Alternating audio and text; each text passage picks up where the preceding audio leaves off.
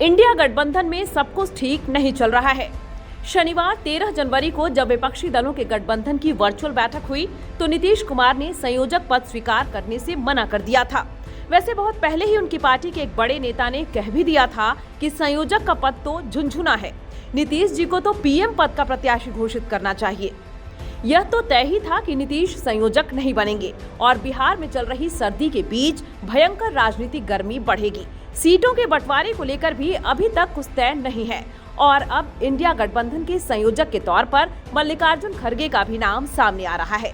India गठबंधन में seat sharing को लेकर जो पूरे देश में खासकर बिहार में चल रहा है, वह दरअसल जबरन मुद्दा बनाने की कोशिश है। नीतीश कुमार भले ही संयोजक नहीं बने हों, लेकिन उनके यहाँ सीटों को लेकर झमेला नहीं है।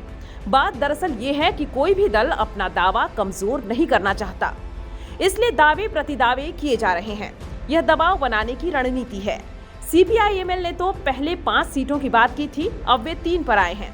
उनके दावे में गलत भी कुछ नहीं है, क्योंकि पिछले विधानसभा चुनाव में उनका प्रदर्शन कांग्रेस से तो बहुत बेहतर है।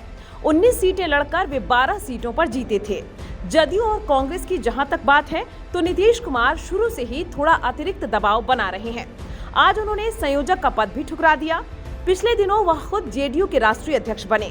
अब वह अपने 16 सिटिंग MP को नेचुरल क्लेम बताते हैं। बात तो सैद्धांतिक तौर पर ठीक है, लेकिन संगठनात्मक स्तर पर जेडीयू इतनी बड़ी भी पार्टी नहीं है कि उसे 17 सीटें दी जाए। एनडीए के साथ रहते हुए उन्होंने भले ही मोलभाव तगड़ा कर लिया, लेकिन अब जब वह महागठबंधन में है तो दलों की संख्या अधिक है। 2020 में विधानसभा चुनाव जब वह लड़े तो उन्होंने 4 की 4 सीटें जीती थीं।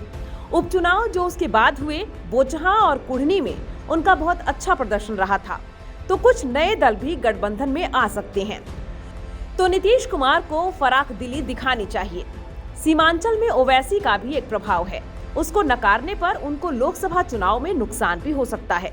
सीट शेयरिंग को लेकर फिलहाल जो बात आ रही है उसमें राजद और जेडीयू अगर 17-17 सीटें आपस में बांट रहे हैं तो वह राजनीतिक और नैतिक तौर पर सही नहीं है।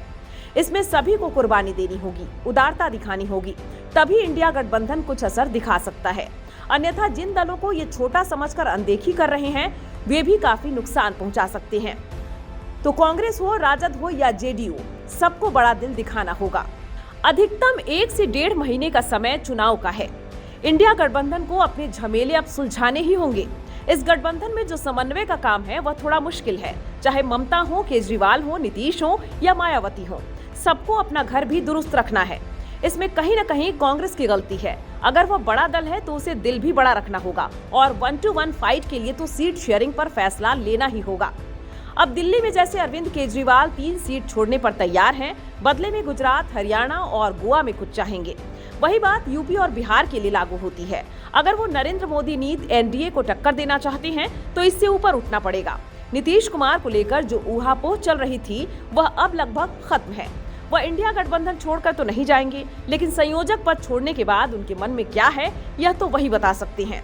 उनमें मादा था कि वह जॉर्ज फर्नांडिस की तरह एक जोड़ने वाले नेता के तौर पर उभरते, लेकिन गठबंधन ने उनको पीएम पद का प्रत्याशी घोषित किया नहीं। वह संयोजक बने नहीं, बल्कि लालू का नाम आगे बढ़ा दिया। तो अब अगले कदम के तौर पर वह क्या करेंगे यह तो कयासबाजी होगी, लेकिन उनके इंडिया गठबंधन में ही रहने के चांस अधिक है। कांग्रेस को उन राज्यों में दावा छोड़ना होगा जहां उसका संगठन कमजोर है। आप बिहार और यूपी को ही ले लीजिए। प्रियंका गांधी की मुलाकात भी मायावती से हुई थी और वह एक आदर्श स्थिति होगी अगर सभी दल एक साथ चुनाव लड़ें। यूपी में सपा सबसे बड़ी पार्टी है, लेकिन कांग्रेस को उसका वाजिब हक देना ही पड़ेगा। कांग्रेस को इन जगहों पर थोड़ा अधिक त्याग करना होगा, बाकी जगहों पर वह अपना अधिक शेयर ले। अब जैसे बिहार में कांग्रेस अगर 10 सीटें चाहे तो ये थोड़ा अधिक हो जाएगा। विधानसभा में उनको 70 सीटें मिली और वे जीतकर 19 सीटें लाए। फिर आपको किस नाते 10 सीटें चाहिए? तो सीट शेयरिंग में समस्याएं तो रहेंगी, लेकिन यह समस्या और गंभीर हो गई है, क्योंकि अगर नीतीश कुमार जो इसकी धुरी हैं वह संयोजक बनते तो कोई न कोई रास्ता निकाल लेते, लेकिन अब इंडिया अलायंस की राह और मुश्किल दिख रही है।